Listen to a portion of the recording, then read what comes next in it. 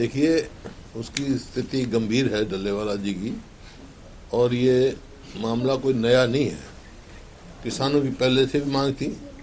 जब 3 कानून पे बात हुई, जब 3 कानून आए थे और सरकार ने वापस लिए, उस टाइम बात हुई, उस टाइम ये कंडीशन थी और उनको आश्वासन दिया गया था कि भाई एमएसपी की कानूनी गारंटी नहीं, और C2 50% स्वामीनाथन का फार्मूला लागू करेंगे। वही एक रास्ता है किसानों को कर्जे में डूबने से बचाने का। मान लो 2014 में 8 लाख करोड़ किसानों पे कर्जा था, पूरे देश के किसानों पे। अब वो 25 लाख करोड़ से भी ज़्यादा हो गया, बल्कि 26-27 लाख करोड़ हो गया होगा। तो किसान कर्जे में डूबता जा रहा है। तो उनसे तुरंत बात करके सरकार को चाहिए, डल्लेवाला जी की गंभीर स्थिति है, उनसे बात करके इस बातचीत द्वारा समाधान निकालना चाहिए।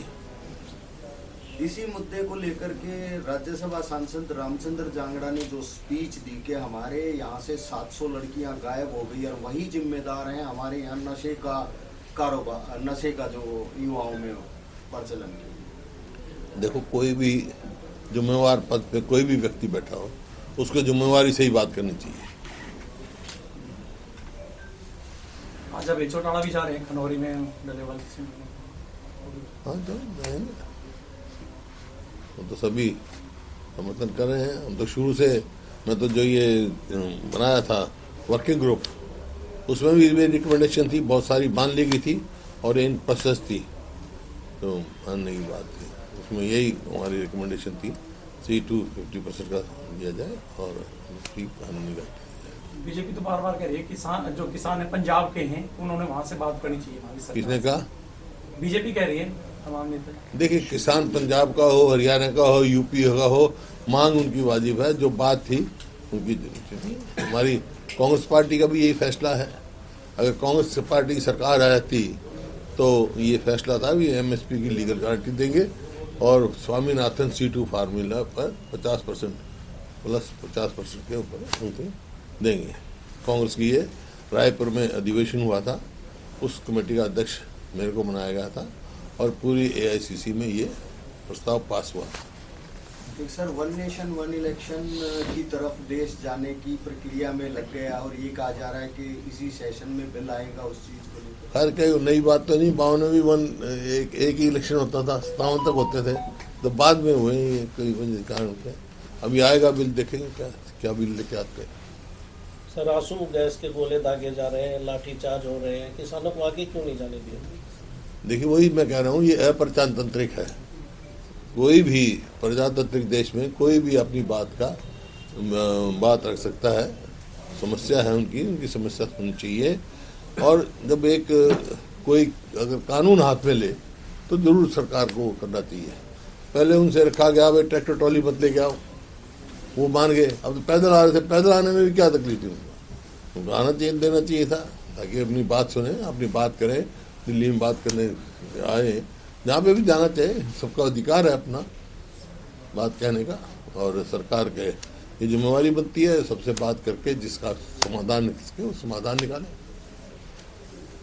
सर, अभी तक के कार्यकाल को किस तरीके से देखते हैं? जो हरियाणा में मौजूदा सरकार है, मौजूदा सरकार बनी है, तो अभी तक का कार्यकाल देखा जाए शुरुआती दौर का, तो किस तरीके से? अभी नहीं पता लगा आपको कार्यकाल का? कार्यकाल देखो ना, HPSC में करोड़ों रुपए पकड़े गए। ये जो ये रोजगार निगम बना रखा है, इसके MD को हुआ, SS कमीशन के चेयरमैन पे शक की गई। एक विधायक के लड़के ने कहा कि पैसा मांगा गया, परचून के जैसे बेचते इस तरह नौकरियां बेची इन्होंने और बात करते हैं। और इससे भी बात देखो, और तो और वुमेन कमीशन के चेयरमैन जो है रंगे हाथ पकड़ी गई, हाँ वाइस चेयरमैन रंगे हाथ पकड़ी गई, अरेस्ट हो गई। तो भ्रष्टाचार का तो आप देख ही नहीं। कोई भी इनको कोई प्रदेश की कोई बड़ी संस्था लेके नहीं आई है। एक यूनिट बिजली की नहीं बढ़ाई, एक पोल जो है मेट्रो का नहीं लगाया, 1 इंच रेलवे लाइन नहीं बढ़ाई, कोई भी विकास का कार्य नहीं किया। जितने नेशनल हाईवे बने हैं जो ये कह रहे हैं, 90% से ज़्यादा हमारे समय के मंजूर हैं और सब ज़मीन भी उस टाइप की ली हुई है। ये IMT आप देख रहे हो, IMT हमने NCR केस में बनाई थी, फरीदाबाद मानेसर और आपका सोना, रोहतक, खरखौदा, ये एनसीआर में, ताकि उसका लाभ पहुंच के इंडस्ट्रियलाइजेशन में लोगों को यहाँ जो रोजगार मिले और प्रदेश की आमदनी बढ़े। लेकिन वो वहीं की वहीं है, खाली पड़े हैं एक मानेसर को छोड़ के। नगर निकाय के चुनाव होने हैं अभी, तो कांग्रेस उसको लेकर कैसे तैयार है कांग्रेस?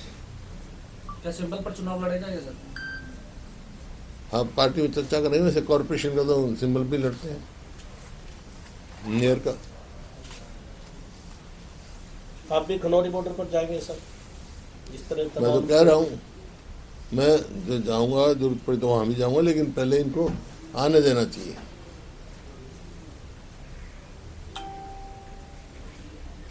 मैं कोई नंबर बनाने के चक्कर में नहीं हूँ, मैं इनकी जेन्युइन मांगों का समर्थन करता हूँ, समर्थन करती पूरी पार्टी करती है।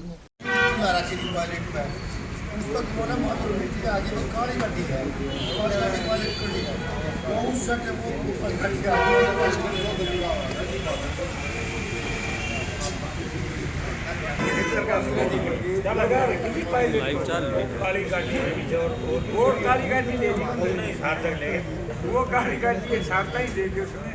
फिर वो मैंने बोला नहीं तो 10 साल परेशान हो जाते थे। 10 साल तैयार पे फिर वो पता नहीं तैयार पे खाना पड़ेगा। ऊपर आओ जी के मेहरबानी सारे